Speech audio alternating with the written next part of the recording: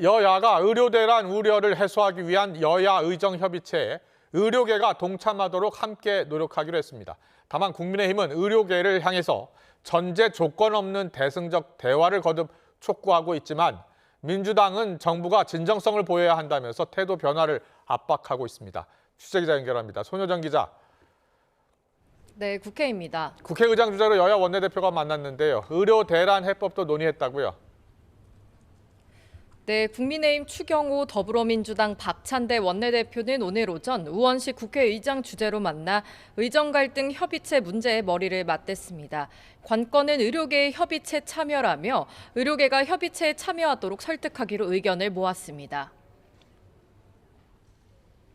국회의장님과 야당에서도 결국 의료계 동참이 필요하다는 데 인식을 같이 하고 함께 같이 기회가 있을 때 의료계 동참을 유도해낼 수 있는 그런 활동들을 하기로 했다.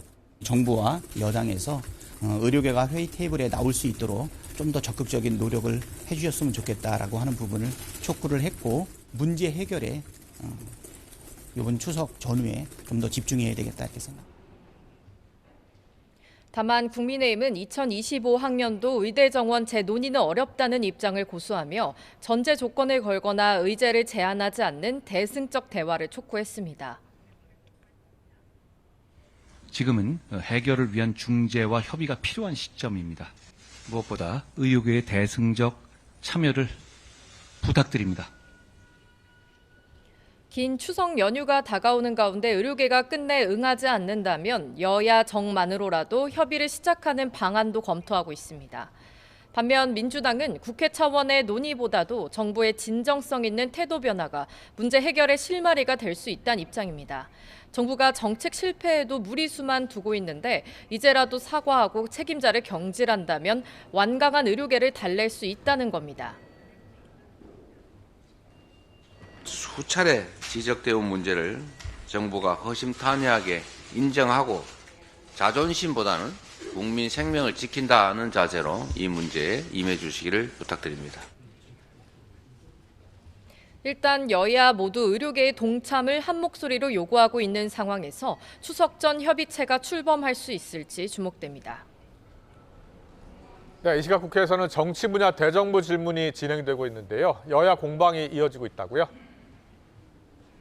네, 대정부 질문 정치 분야 첫 주자로 나선 더불어민주당 박지원 의원은 의료 공백 사태의 정부 책임을 따져 물었습니다.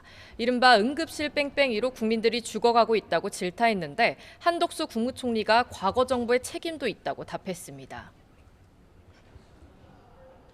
누가 국민을 죽음으로 몰아가고 있습니까? 의사입니까? 정부입니까? 대통령입니까? 힘들고 어렵기 때문에 그 어려운 결정을 안 하셨던 정부들에게도 책임이 있다 이렇게 생각합니다. 김건희 여사 명품 가방 수수 사건이나 총선 개입 의혹을 고리로 한 공세도 이어졌습니다. 반면 국민의힘 권성동 의원은 윤석열 정부 출범 이후 야당이 18번이나 탄핵 소추안을 발의하며 정부 기능을 마비시켰다고 지적했습니다. 야권에서 제기한 계엄 준비설도 근거 없는 괴담이라고 일축했는데 이는 결국 이재명 대표 사법 리스크 방어용이라고 주장했습니다. 선거로 범죄를 덮어버리겠다는 이런 사악한 의도가 민주당이 탄핵안을 남발하는 본질적 이유라고 생각을 합니다. 과거에 집권을 했었던 야당으로서 할 수 있는 얘기가 아니고 우리 5천만 국민들이 정말 실망할 것이고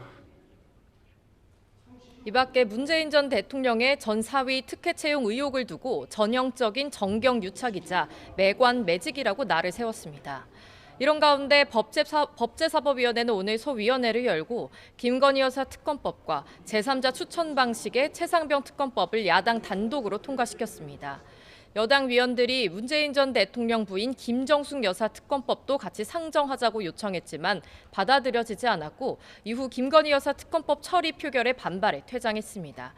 특검법 처리의 남은 절차는 법사위 전체 회의로 민주당 원내 지도부는 추석 직전인 오는 12일 본회의에 김 여사 특검법을 올릴지를 검토하고 있습니다.